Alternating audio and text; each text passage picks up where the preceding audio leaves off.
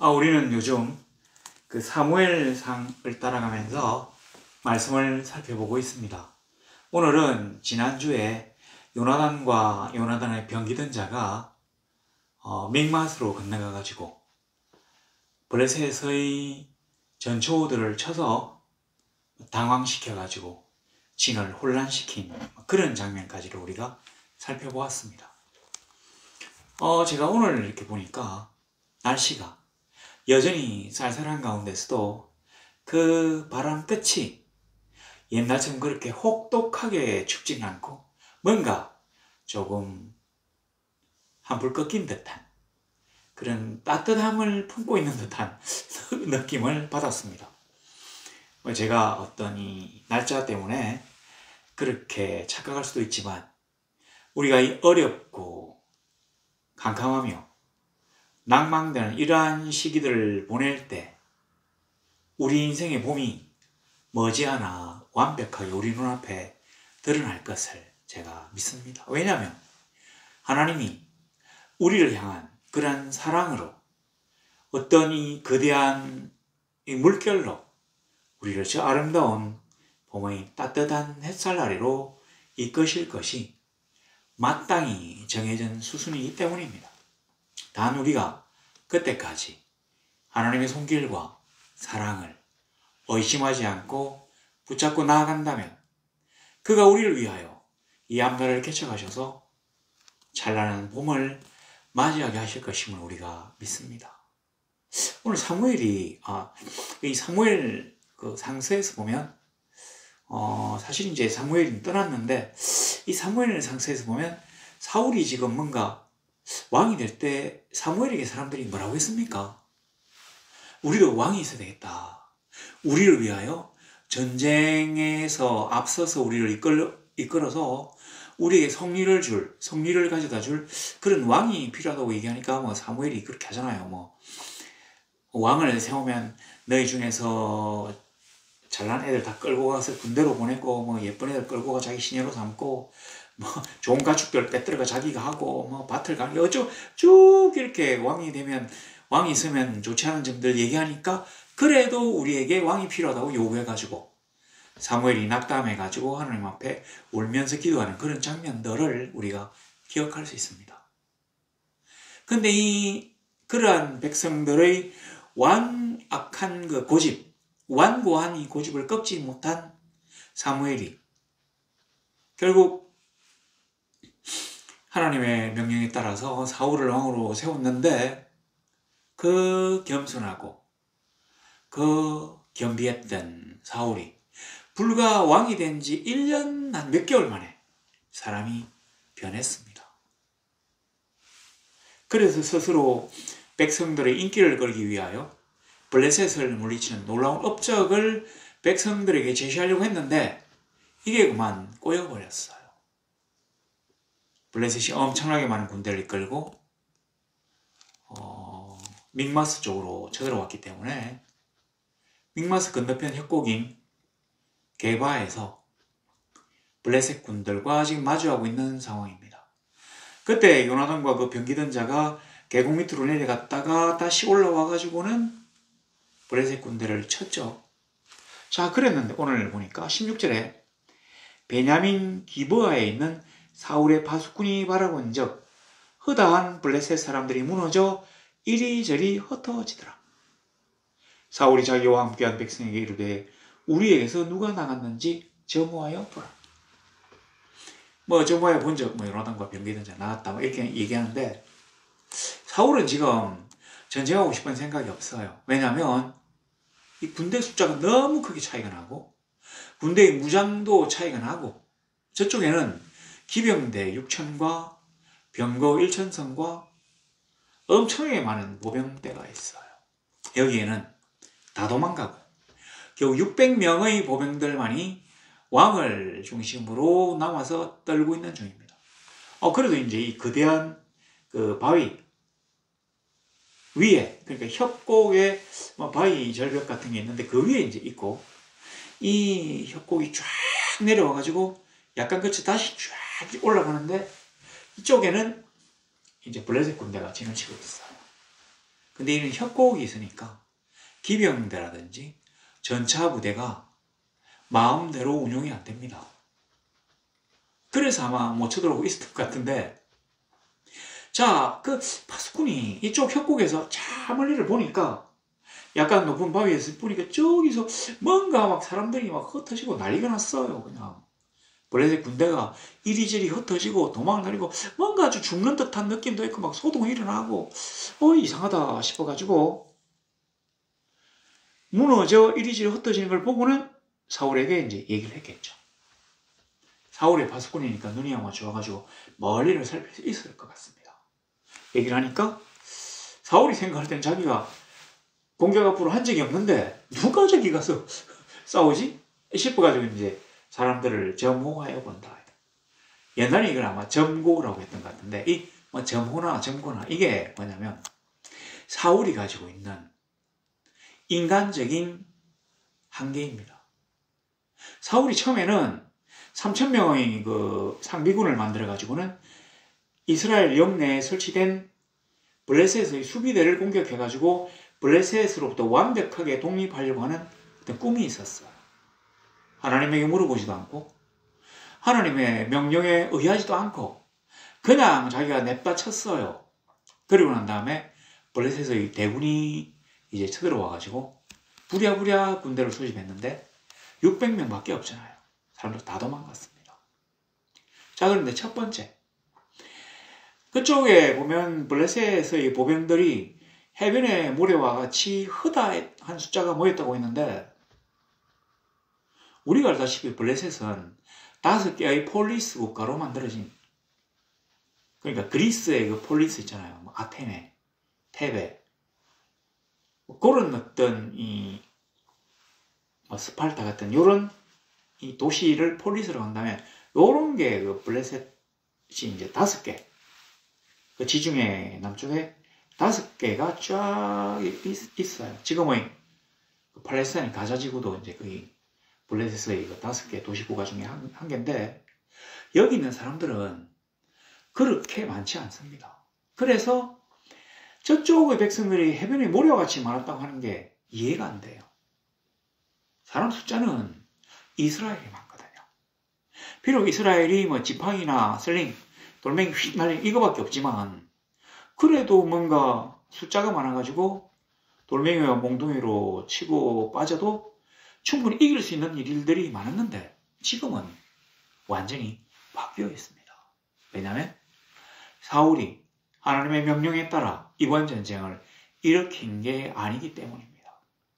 인간들이 자기의 전략적 판단에 의해서 자기가 잘났다고 생각해서 머리를 굴려가지고 백성들을 히브리인들아 일어나라 이런 식으로 도발해가지고 군대를 만들고 했는데 완전히 실패로 돌아갔어요. 누구든지 아무리 그가 유리한 위치에 있든지 하나님의 명령에 의하지 않고 하나님께 물어보지 않고 그의 성락 없이 함부로 전쟁을 도발한다면 일으킨다면 그 뒷감당은 하나님이 해주시는 게 아니라 자기가 해야 합니다. 우리 인간이 과연 무엇이 관대 하나님이 허락지 아니하신 일들을 우리가 해낼 수 있겠습니까? 그게 나중에 가면 나오는데 정말로 이 블레셋 군대의 보병대가 해변의 모리처럼 흩하게 많다고 하는 그 비밀이 나오는데 부끄럽습니다.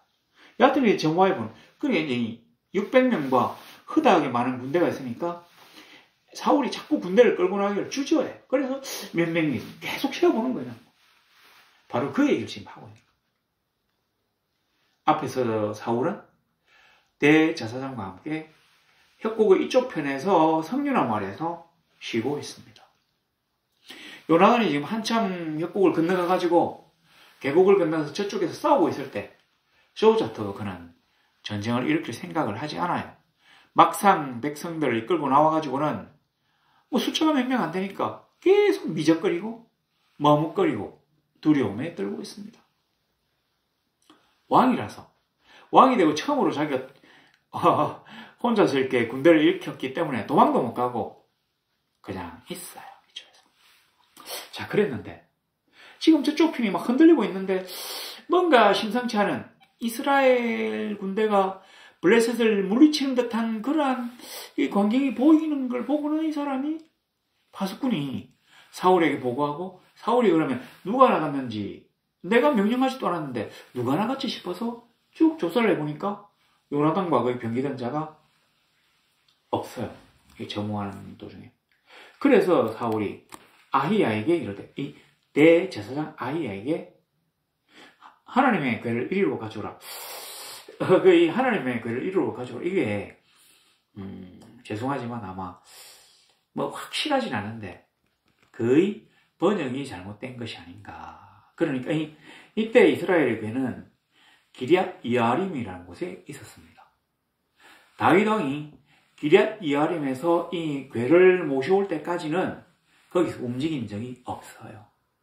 그리고 이 궤를 이리로 가져오라 할 때 이 가져오라라고 하는 단어가 에봇을 입고 에봇을 입고 있는 대제사장을 데리고 와라. 요런 용례에 쓰이는 단어예요. 가져와라.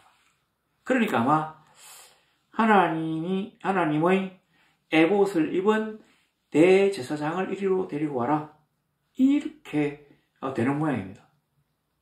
그때 하나님의 에봇을 입은 하나님의 에봇이 이스라엘 자손과 함께 있었다. 아마 그런 뜻으로 아마 적었던 것 같아요. 이 궤하고 이 에봇을 가져온다는 이게 비슷한 용례로 많이 사용되었지만 특별히 여기에서는 아마 에봇이었을 것이다. 그러니까 이 사울을 보세요. 자기가 이제 사무엘이 드려야 될 제사를 자기 마음대로 지나고 하필이면 또 제사가 끝나자마자 사무엘에서 너 지금 뭐한 짓이냐고 막 책망을 듣고 사무엘이 너 이제 왕자리에 오래 못 있을 거라고 저주를 퍼붓고 떠나놓으니까 자기는 이 하나님께 자기가 기도해가지고 뭔가 일이 일어난다고 생각지 않는 사람이거든. 그가 그렇게 놀라운 하나님의 은총을 입었고 하나님이 기름을 부음을 먼저 하고 다음에 그로 하여금 제비에 뽑히게 하는 기적을 보여주셨음에도 불구하고 사무엘이 기름 부은 그날 자기에게 일어날 일들을 세 가지를 예언하면서 하나님의 크신 은혜를 체험하고 그도 그 선지자들 사이에 서서 예언을 했던 그 휘황찬란한 아름다운 기억이 겨우 1년이 조금 지났는데 이제 그는 더 이상 하나님의 은총을 순수하게 간구하는 사람이 아니게 되었습니다. 뭐든지 정치적으로 머리를 굴리는 정치 괴물이 되었어요. 정치꾼. 정치꾼의 가장 큰 목적이 뭡니까? 권력을 유지하는 것이잖아요. 그러니 사울의 가장 큰 목적은 블레셋으로부터 이스라엘을 구원하는 게 아니라 어떤 외적의 침입으로부터도 또는 백성들의 도전으로부터도 자기의 왕권을 확고하게 지키는 것. 이게 목적이 된 사람이거든요. 근데 자기는 여기 가만히 있는데 저쪽에 지금 이스라엘 군대가 가가지고 블레셋 군대를 물리치고 있는 장면을 보니까 황당합니다. 나 말고 누가 군대를 움직였지? 우리 사이에 나간 사람은 아들 요나단과 병기된 자밖에 없다.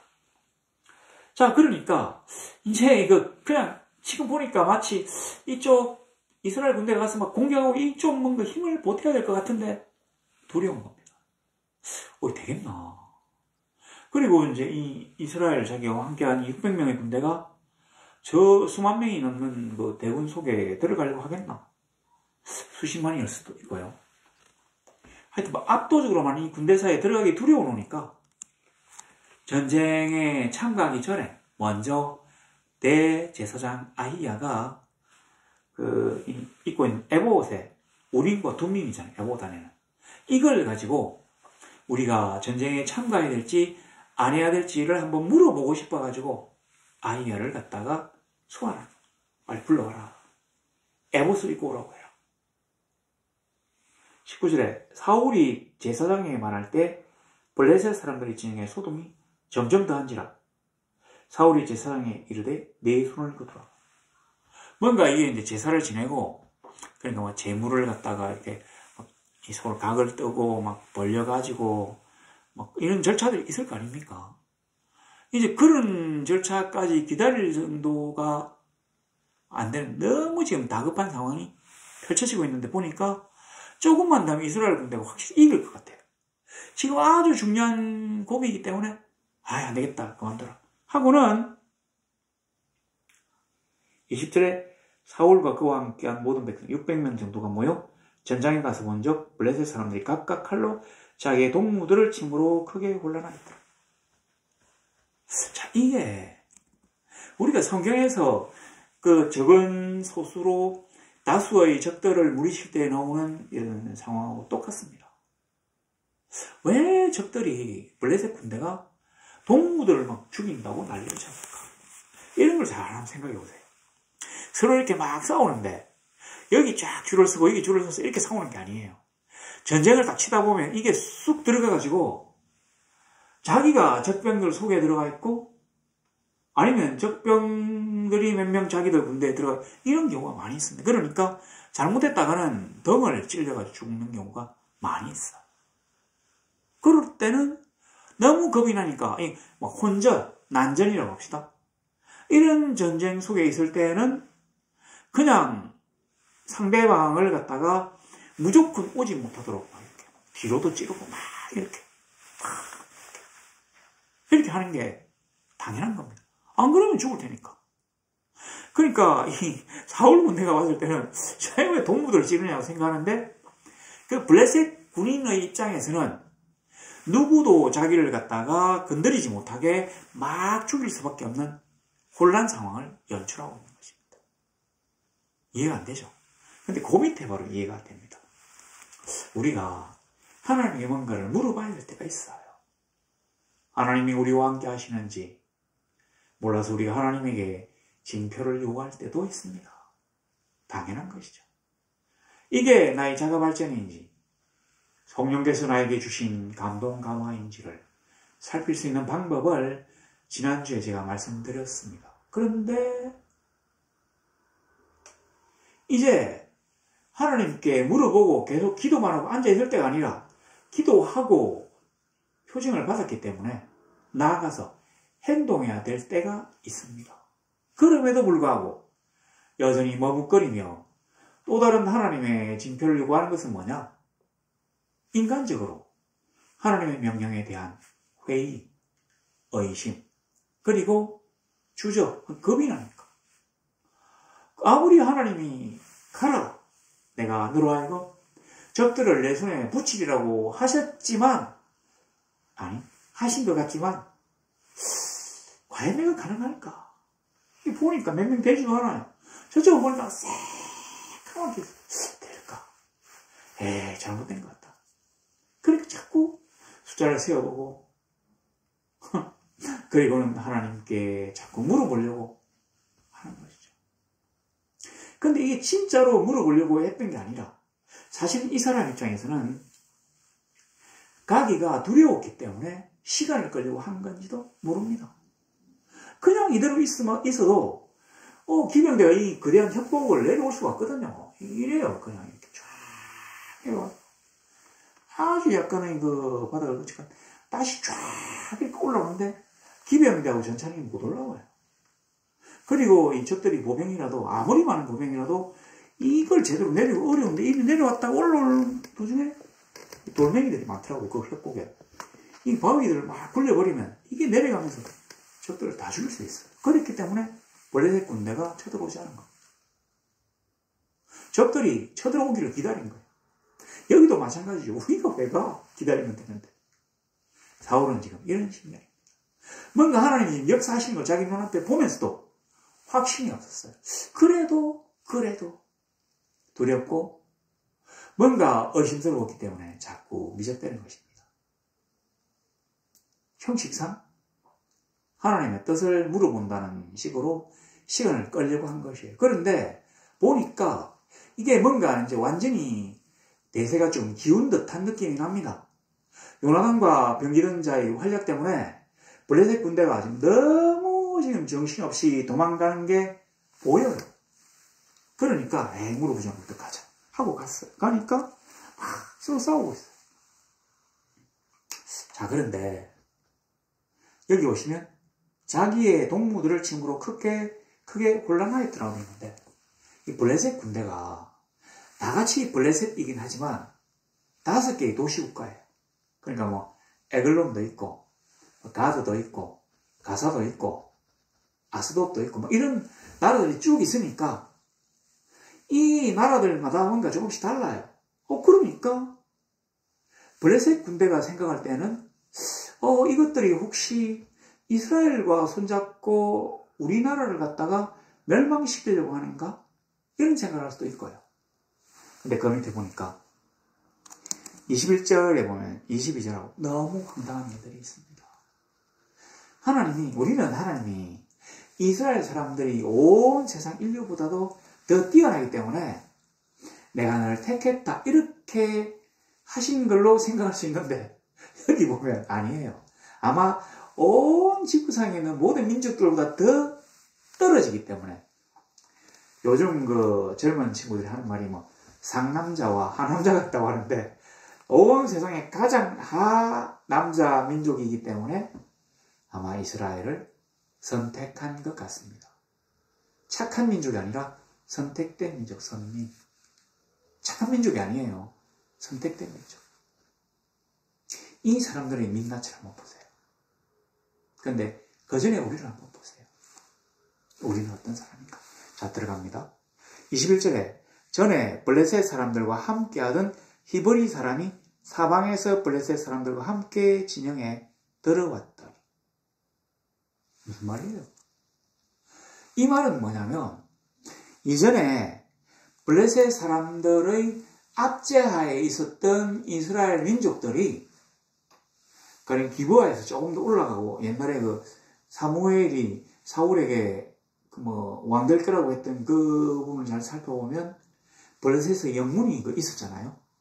그런 식으로 아마 이 이스라엘 영토 곳곳에 이 블레셋의 수비대가 아마 주둔하고 있었던 거 봐요.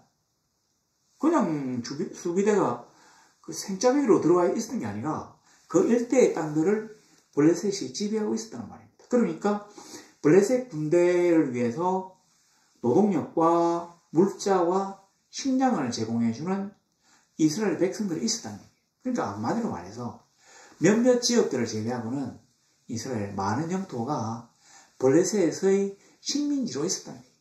바로 이 블레셋의 통치를 받고 있었던 이스라엘 민족들이 이번 전쟁에서 블레셋 군대로 복무하고 있었다는 거예요. 굉장하죠. 어떻게 이렇게 쓰레기 같은 짓을 할 수 있는지. 아니 자기들이 블레셋의 지배를 받고 있어도 어쩔 수 없다. 그러나 동족을 치는데 동원돼서는 안 될 거 아닙니까? 그런데 지금 여기 보면 동족 이스라엘을 치는 이스라엘이 독립하려고 하는데 그걸 막기 위해서 블레셋 군대에 속해가지고 쳐들어갔어요. 이 얼마나 참 짐승 같은 아주 점질이 떨어지는. 그러니까 블레셋 사람들이 이스라엘 사람들을 이스라엘이라고 부르지 않고 히브리인들이에요. 히브리인들. 노예 비슷한 약간 열등한 히브리의 그런 뜻이거든요. 땅이 없으니까. 이스라엘이라고 하는 아주 귀중한 이름은 사울도 사용하잖아요. 히브리인들. 자기들이 봐도 이 히브리인들이. 그러니까 이게 지금 블레셋의 지배를 받고 있던 이 사람들이 사울의 도움을 받아가지고 사울의 지배하에 온 게 아니라 여기 가가지고 사울 군대를 치려고 쓰가 있다. 그래서 해변의 모래처럼 팍팍하게 쓰가 있을 수 있게 된 거죠. 근데 이 사람들이 지금 사울과 요나단과 함께한 이스라엘 사람들과 합하였고 돌이켰기 무슨 말이냐면 전쟁이 자기들이 보니까 지금 이스라엘이 이기는 것 같아요. 이스라엘이 형편없이 진다고 생각해서 블레셋 군대에 섰는데 이대로 있다가 이거 만일에 블레셋 군대가 패망하고 나면 자기들은 이제 우리로 치는 북한 부역자처럼 아이고 이런 취급을 받아가지고 다 죽을까 싶어가지고 이 생존 본능이 뛰어난 이 유세키 이스라엘 사람들이 바로 획 바뀌어가지고는 이스라엘 군대에 합류를 했단 말입니다. 이게 하나님이 선택하신 사람들의 본 모습이에요. 우리가 오늘 하나님을 믿으며 예배당에서 모여 예배하고 하나님께 우리의 앞날을 당부하고 보호를 요청할 수 있는 이유는 우리가 이 세상 사람들보다 더 뛰어나고 도덕적이고 올바른 사람들이어서가 아니라 그들보다 더 많이 알고 체력 조건이 더 우월하고 뭔가 우리의 마음이 하나님을 허무하게 했으가 아니라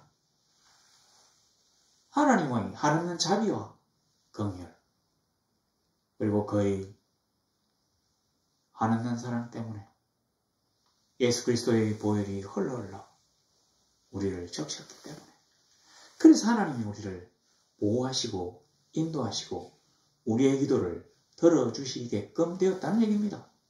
아니면 우리는 정말 맑은 태양 아래서 하나님 앞에 우리 모습을 드러낼 수 없을 정도로 더럽고 주한 죄인일 수밖에 없어요. 연약한 인간이 민낯이거든요. 우리가 하나님 앞에 그렇게 별 볼 일 없는 사람에도 불구하고 예수 그리스도의 보혈 공로를 힘입어서 우리가 오늘 하나님께 우리의 앞날에 대해서 우리의 걱정과 근심에 대해서 아뢰고 또 칭얼대고 또 간구할 수 있도록 되어진 것입니다. 그래서 우리가 감사하죠. 이 이스라엘 사람도 마찬가지예요. 시류에 아주 민감해요. 쥐떼가 아니랄까 싶어가지고 번개처럼 여기 있다가 이쪽으로 탁 써가지고는 자기들이 섬기던 블레셋 사람들을 공격하는 대열에 합류했다는 얘기입니다. 아 진짜로 정말로 추죽은 사람들이에요. 한 번 배신했으면 됐지. 두 번 또 배신하네요. 여하튼 그렇게 배신합니다. 그래서 이스라엘이 되었어요. 그 밑에 보니까 에브라임 산지에 숨었던 이스라엘 모든 사람도 블레셋 사람들이 도망함을 듣고 싸우러 나와서 그들을 추격하더라. 처음에 그 사울이 나팔 불어가지고 길갈에 이스라엘 백성들을 모으라고 했잖아요. 근데 너무 저쪽에 군대가 많으니까 이 소식을 듣고는 이스라엘 사람들이 다 도망갔어요. 월급쟁이 군인 3,000명을 만들었는데 이 사람들도 다 도망갔어요. 600명 빼놓고.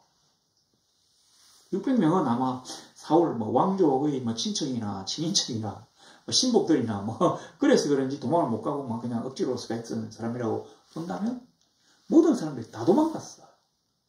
여기 있는 사람들은 에브라임 산지 숲을 속에 숨어 있었다는 얘기입니다. 그 살아나려고 다 숨어 있었는데 뭔가 들리는 소문이 이상해요. 지금 이스라엘 군대가 블레셋에 이겨가지고 블레셋 군대가 도망가고 추격하고 있다는 얘기 들립니다. 이러니까 번개처럼 이게 무슨 생각이 듭니까? 옛날에 그 암몬 사람 나하스를 공격할 때 사울이 한 말 있잖아요. 소를 각을 떠서 딱 보내면서 너희들이 군대가 오지 않으면 너희들이 여기 군대 소집에 응하지 않으면 나중에 너희 집안에 소를 다 이렇게 만들어 버리겠다고 너희 재산을 다 빼뜨려 버리겠다고 하는 말이 비로소 생각이 탁나는 어이구야 이대로 전쟁이 끝나면 우린 꼼짝 없이 거지가 되어서 공동체에서 쫓겨날 텐데 하고 번개처럼 나와가지고는 언제 그랬다는 듯이 블레셋 군대를 막 쫓아가서 공격하기 시작합니다. 또 하나는 블레셋 군대는 부자 군대잖아요. 쇠로 된 무기들이 막 있어요. 그리고 이렇게 좀 자기들보다 문명이 뛰어난 나라에서 왔으니까 돈이나 물건들, 옷 같은 게 이런 게 아마 좋은 게 많았을 거예요. 전리품을 얻기 위해서 들어. 자, 여기에서 보면 사울이 자기가 주도적으로 전쟁을 이끈 일은 없어요. 이스라엘 백성들은 이전에 그랬습니다.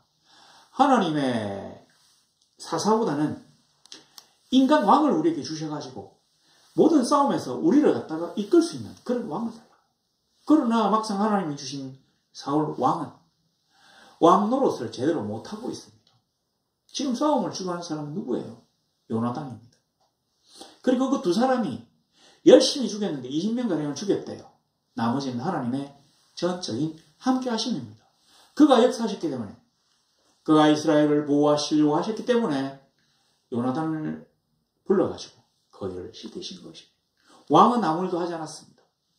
적들이 쫓겨갈 때 요나단이 협곡을 올라갈 때 그는 성류나무 아래에서 지쳐서 쉬고 있었어요.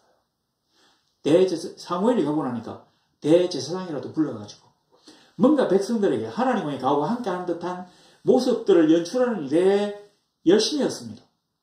하나님께 제사 드리려고 했으면 제사 지내야죠. 아니면 저들을 갔어야죠. 그가 제사 지내려고 하다가 뭔가 성기가 확실히 굳혀진 게 느껴지니까 제사 그만두라 하잖아요. 그 정도로 이 사람이 하나님의 예배하는 데 대해서는 진심이 아니었다는 얘기입니다. 백성들이 보여주는 요식행위를 아직도 버리지 못했어. 이게 사실 왕입니다. 교만하고 거만하고 이기적이고 그리고 사람들에게 인기를 끌려고 쇼를 하는 이게 정치권의 본질이에요. 그래서 사울이 이런 일을 하고 있어요. 하나님은 백성들에게 이렇게 말씀하시는 것입니다. 너희들이 인간 왕을 그렇게 요구했는데 너희가 원했던 왕이 하는 일을 봐라. 아무것도 없잖아. 내가 너희를 도우지 않으면 너희는 결단코 이스라엘이 될 수가 없어. 오히려 블레셋 군대에 투항해가지고는 저쪽 우리 나의 백성들을 치는 일에 앞장서고 있잖아. 숨었다가 들어오잖아. 자 보세요. 군대가 탈행을 하면 탈행범들 잡아야죠. 그리고 이 목을 쳐서 기강을 군유를 세워야죠. 그렇지 못했어. 백성도 소집했는데 아무도 소집에 응하지 않고 도망갔어요. 에브라임 산지에 숨어있어요. 일부는 거의 대부분은 블레셋 군대에 들어가가지고 오히려 자기들을 공격하는 입장에 서 있습니다.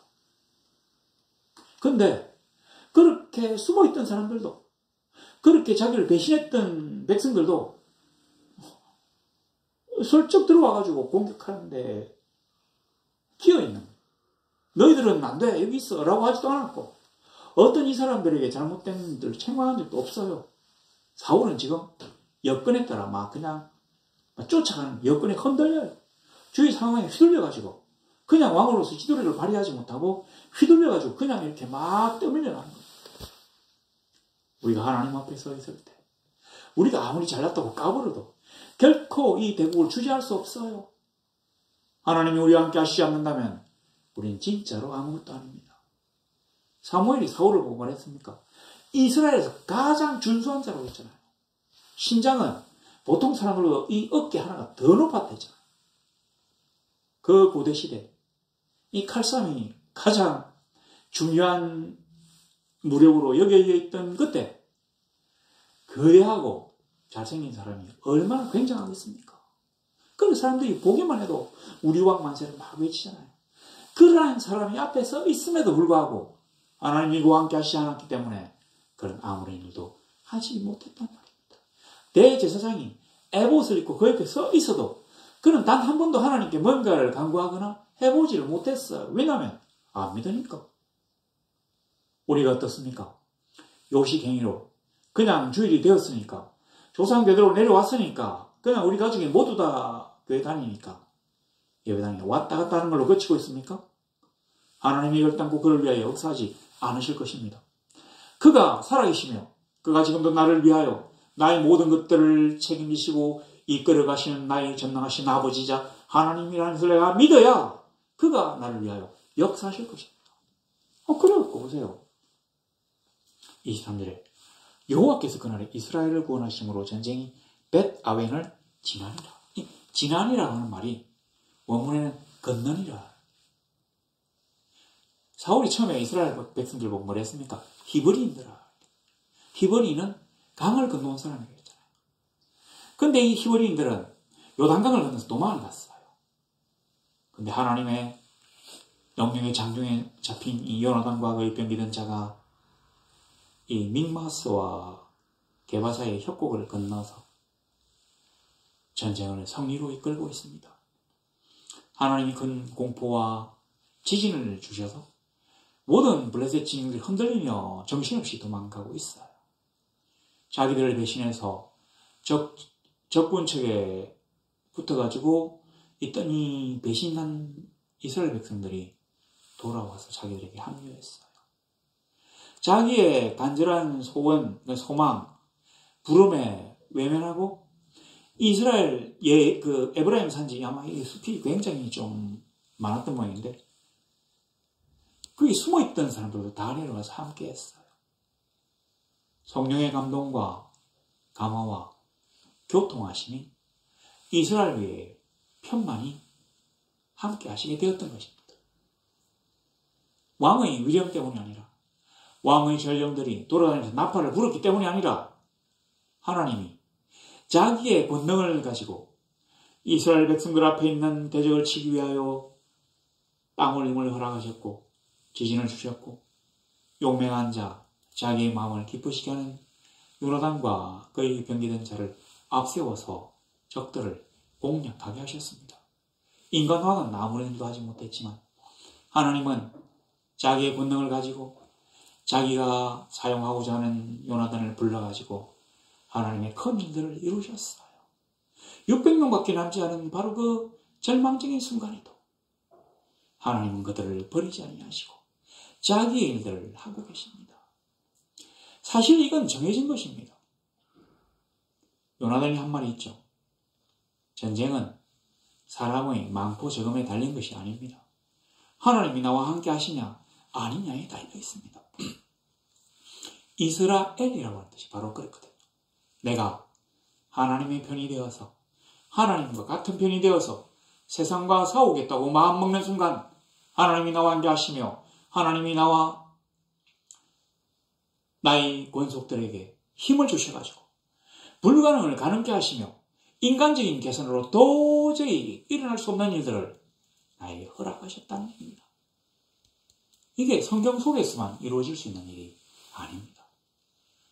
이 캄캄하고 암울하며 이 참 어려운 이 2025년을 맞이한 우리 민족에게 우리 성도들에게도 하나님이 찾아오셔서 얘들아 인간적인 눈으로 이 불가능을 보고 좌절하고 낭망하지 마라. 내가 너와 함께 있으면 어떤 일이 있어도 너는 반드시 성령의 기쁨 따뜻한 봄날의 햇살 아래 있게 될 것이야. 너희들이 나를 믿는다면 나의 역사를 믿는다면 성령의 역사심을 믿는다면 나의 명령에 따라 나아가라 하실 때 우리가 과연 순종하고 나아갈 수 있을 것입니까? 나아가기만 한다면 놀라운 하나님의 기적을 맛보며 하나님의 우리를 향하신 아름다운 역사에 우리가 그 역사의 파도를 타고 성령의 계가를 올릴 수 있게 될 것을 믿습니다. 그런 멋진 성도들이 되시기를 우리 주 예수 그리스도 이름으로 간절히 소망합니다.